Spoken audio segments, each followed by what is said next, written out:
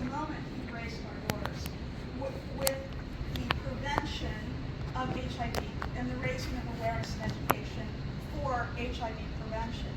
And you might say to yourself, well, Kathy, no, kind of 1980s, right? HIV, it's true, 1981 was the year that AIDS was officially named as a disease. It was discovered in 1976. And again, you might be saying, well, we've done so much, we've made so much progress towards the treatment, the education, the prevention of HIV. We have. But let me give you another number. 39 million people today are still living with HIV worldwide. 39 million. That's an estimate. They think it's somewhere between 28 and 45 million. We have come with progress with medications like PrEP, and maybe after the awards, Dr. Arts and I will start a panel discussion about pharmaceutical companies and who benefits and at whose expense, right, for this. And the reason I say that is because while the PrEP drugs are fantastic, they're a tool in the toolbox, what people have done is they've forgotten the other tools in the toolbox. And you may or may not know this, but other sexually transmitted infections have been on the rise since people have started taking PrEP. So we still have a major public health concern in the world. And what I, on behalf of the Grad faculty, want to do is encourage you to continue to do the work to help mitigate this social problem. Roger, thank you.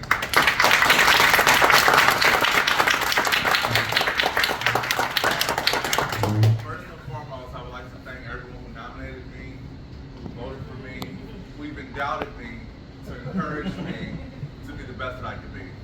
But the reality is that that's what we're all doing. We all worked tirelessly researching and studying and learning more about our passions. Whether it was about things that affected our families, or things that affected our friends, or maybe even people from other lands we've never met before. One of the things that I realized in having to do so many literature reviews, so many classes, so many at one time, was that was my duty to be able to learn what I needed to learn. When you think about all the mistakes you've made in life, literature reviews give you the opportunity to sort of avoid that. To be able to see what didn't work in certain research projects and what did work. To be able to expand upon theories and to be able to develop things in such a way where you can contribute to the discipline of your choice, in this case, communications. And so when I think about all the work that I've done in the last 22 years for HIV prevention, and all the lives that I've impacted and saved, and those that I've lost, what I've learned is that when you think about statistics, and you're not able to separate the human from the statistic, that's where we've already lost. When you think about the fact that in Chicago, 29% of the population is black and 48% of them have HIV, or at least those that are black men who have sex with men. That's like saying basically, between me and Leroy, one of us will be living with HIV one day. Well, I deny that. I deny that because safer sex is real, and abstinence is also an option. And when you think about all the different options in the toolbox, you think about everything but condoms. So that's why my research has been so heavily focused on, one, understanding why some people use condoms and why some people don't, and understanding how I, as an expert, can continue to persuade and motivate people to at least consider using condoms based on their own individual circumstances.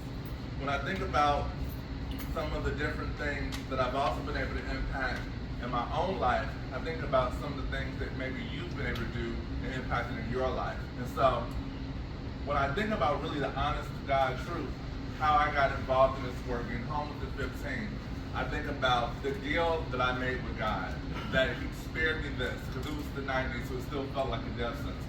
I said, if He spared me this, to not have to go through having HIV, I promised to dedicate my life to it, whether I was to ever catch it or to